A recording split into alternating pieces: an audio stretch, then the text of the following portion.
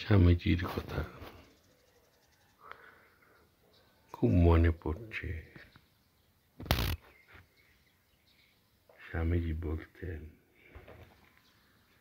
ভারতবর্ষ ছিল স্বামীজির গভীরতম আবেগের কেন্দ্র। নিবেদিতা বলছেন স্বামীজি সম্বন্ধে, ভারতবর্ষ নিত্য স্পন্দিত হতো, তার বুকের মধ্যে প্রতিধ্বনিত হতো তার ধমনীতে। ভারতবর্ষ ছিল তার দিবা স্বপ্ন, ভারতবর্ষ ছিল তার নিষিদ্ধ স্বপ্ন। শুধু তাই নয়, তিনি নিজেই হয়ে উঠেছিলেন ভারতবর্ষ, রক্তে মাংসে গড়া ভারত প্রতিম। ভারতের আধ্যাত্মিকতা, তার পবিত্রতা, তার প্রজ্ঞা, তার স্বপ্ন এবং তার ভবিষ্যৎ, সবকিছু তিনি ছিলেন প্রতীক পুরুষ। স্বামীজি বলতেন, যদি এই পৃথিবীতে এমন কোনো দেশ থাকে যাকে পূর্ণভূমি নামে বিশেষিত করা যেতে পারে, যদি এমন কোনো স্থান থাকে যেখানে মানুষের ভিতর ক্ষমা, দয়া, পবিত্রতা, শান্ত ভাব প্রভৃতি সদ্গুণের বিকাশ সবচেয়ে অধিক পরিমাণ হয়েছে, যদি এমন কোনো দেশ থাকে যেখানে সর্বাপেক্ষা অধিক আধ্যাত্মিকতা ও অন্তর্দৃষ্টির বিকাশ হয়েছে, তবে নিশ্চিতভাবে বলতে পারি সে আমাদের মাতৃভূমি, এই ভারতবর্ষ। আজ শিলংয়ের দৃশ্য দেখতে দেখতে স্বামীজির এই কথাগুলো মনে হচ্ছিল, আর মনে হচ্ছিল ঠাকুরের সঙ্গে সাক্ষাতের প্রথম গানটি। শিলংয়ের অপরূপ দৃশ্য, মুগ্ধ হয়ে হয়ে স্বামীজির কথা আপনাদের কাছে সেই গানটি তুলে ধরার চেষ্টা।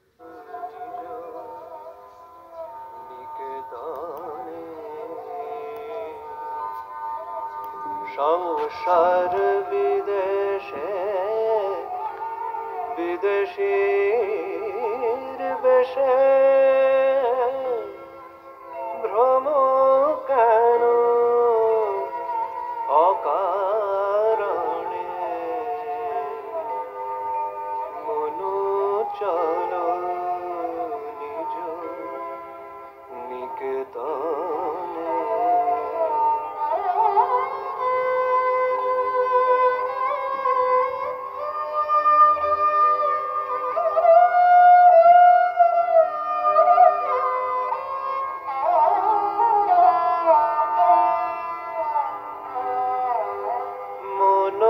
চল নিজ নিকেতনে, মন চল নিজ নিকেতনে। সংসার বিদেশে বিদেশীর বেশে ভ্রম কেন অকারণে। সংসার বিদেশে বিদেশীর বেশে ভ্রম কেন অকারণে,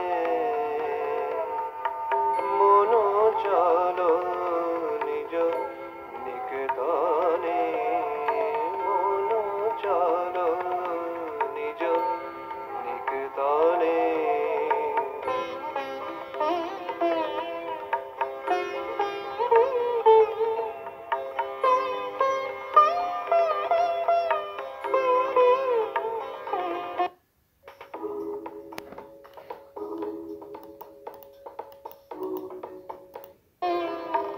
বিষয় পঞ্চক আর ভূত গান সব তোর পর কেউ নয় আপন। বিষয় পঞ্চক আর ভূত গান সব তোর পর কেউ নয় আপন। পর প্রেমে কেন হয়ে অচেতন, পর প্রেমে কেন অচেতন ভুলেছ আপন জনে পর প্রেমে কেন যে অচেতন ভুলেছ আপন জনে মন চলো নিজ নিকেতনে মন চলো নিজ নিকেতনে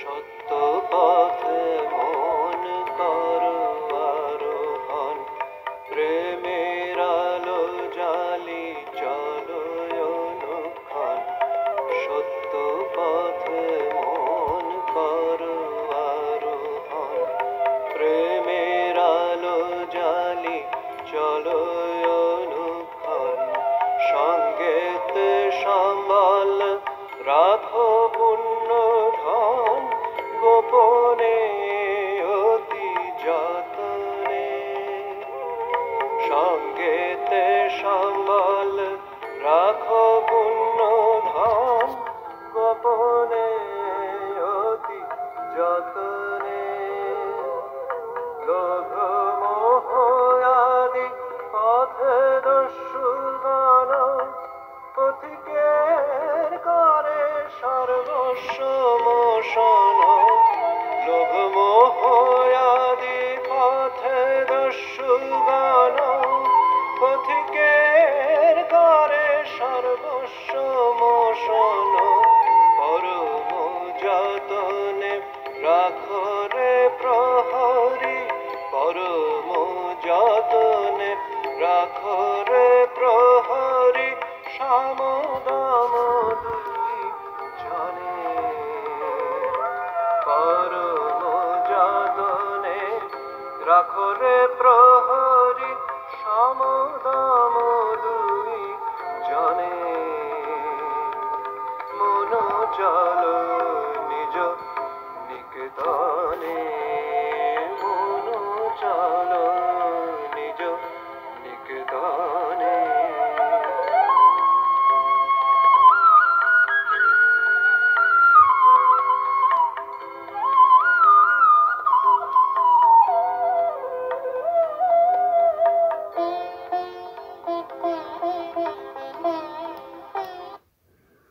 স্বামীজি বলতেন রাজনৈতিক বা সামরিক শ্রেষ্ঠতা কোনো কালে আমাদের জাতীয় জীবনের উদ্দেশ্য নয়, কখনো ছিল না, আর কখনো তা হবেও না। কিন্তু আমরা জানি ভারতবাসী কখনো ধন সম্পদের চেষ্টা করেনি। পৃথিবীর যে কোনো জাতির চেয়ে বিপুলতর অর্থ সম্পদের অধিকারী হয়েও ভারতবাসী কোনো দিন অর্থের জন্য লালায়িত হননি। যুগ যুগ ধরে ভারতবর্ষ এক শক্তিমান জাতি ছিল, কিন্তু তার কখনো ক্ষমতার লোভ ছিল না। অন্য জাতিকে জয় করার জন্য ভারতবাসী কখনো বাইরে যায়নি, নিজেদের সীমার মধ্যেই তার সন্তুষ্ট ছিল, বাইরের সাথে বিবাদ করেনি। ভারতীয় জাতি কখনো সাম্রাজ্য লাভের আকাঙ্ক্ষা করেনি। পরাক্রম, সম্পদ এ জাতি আদর্শ ছিল না।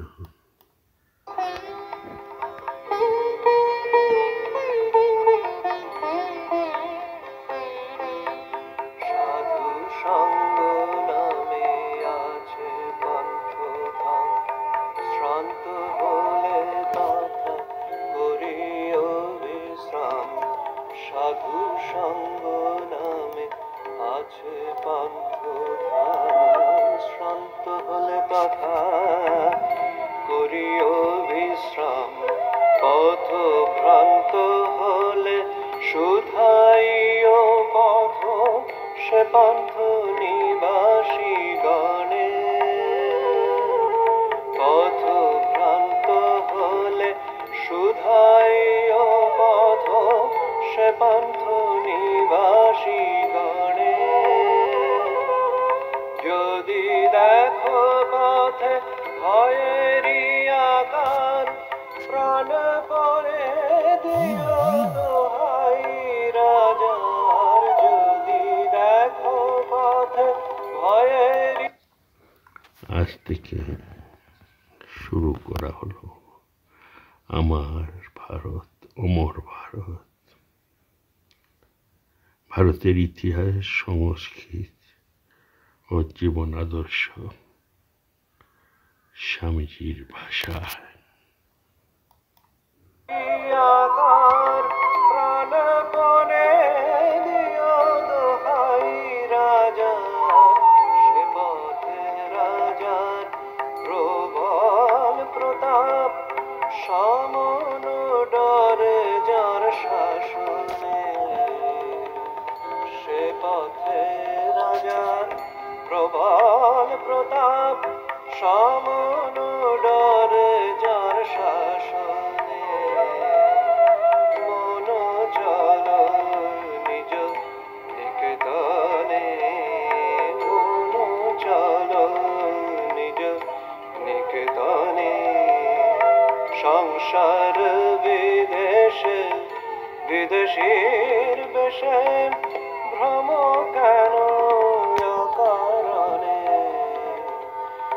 সংসার বিদেশে বিদেশীর বেশে ভ্রম। স্বামীজি বলতেন, প্রাচীন উপনিষদের যুগ থেকে আমরা পৃথিবীর সামনে স্পর্ধার সঙ্গে এই আদর্শ প্রচার করেছি। ন প্রজয়া ন ধনেন তেগ নৈকে অমৃতাত্ম মানুষুহা। সন্তান বা ধনের দ্বারা নয়, ত্যাগের দ্বারাই অমৃতত্ব লাভ হতে পারে। জাতির পর জাতি এই প্রতিদ্বন্দ্বিতার সম্মুখীন হয়েছে এবং বাসনার জগৎ থেকে তারা জগৎ রহস্য সমাধানের আপ্রাণ চেষ্টা করেছে। সকলেই ব্যর্থ হয়েছে। প্রাচীন জাতিগুলো ক্ষমতা ও অর্থ গৃহীততার ফলে জাত, অসাধুতা ও দুর্দশার চাপে বিলুপ্ত হয়েছে। নূতন জাতিগুলো পতনোন্মুখ। শান্তি না যুদ্ধ, সহনশীলতা না অসহিষ্ণুতা, সততা না খলতা, বুদ্ধিবল না বাহুবল, আধ্যাত্মিকতা না ঐহিকতা। শেষ পর্যন্ত কোনটি জয়ী হবে সে প্রশ্নের মীমাংসা এখনো বাকি। বহু যুগ আগেই আমরা এই সমস্যার সমাধান করেছি। সৌভাগ্য বা দুর্ভাগ্যের মধ্য দিয়ে সেই সমাধান অবলম্বন করেই চলেছি এবং শেষ পর্যন্ত তাকে ধরে রাখতে চাই। আমাদের সমাধান ত্যাগ ও অপার্থিবতা।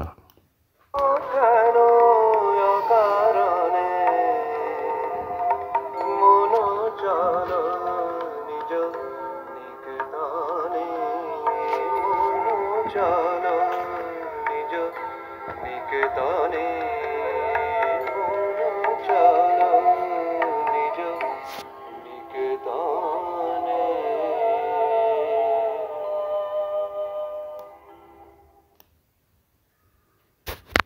স্বামীজি অমরনাথে গেছিলেন।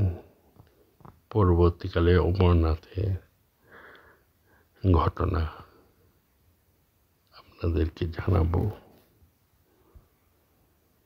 একজন সাধু অমরনাথে গেছেন। তার কিছু কিছু ফটো হোয়াটসঅ্যাপে আমার কাছে পাঠিয়েছেন। আর আমিও অমরনাথে গেছি। অমরনাথে গিয়ে আমিও প্রায় আধ্যাত্মিক জগতে ডুবে গেছিলাম। ভাবছিলাম যে কি করে এক লিঙ্গ তৈরি হয়, এবং আমার সৌভাগ্য হয়েছিল পায়রা দেখারও। দেখে আমি মুগ্ধ হলাম আর ভাবছিলাম কি করে এই অমরনাথ লিঙ্গ গড়ে ওঠে।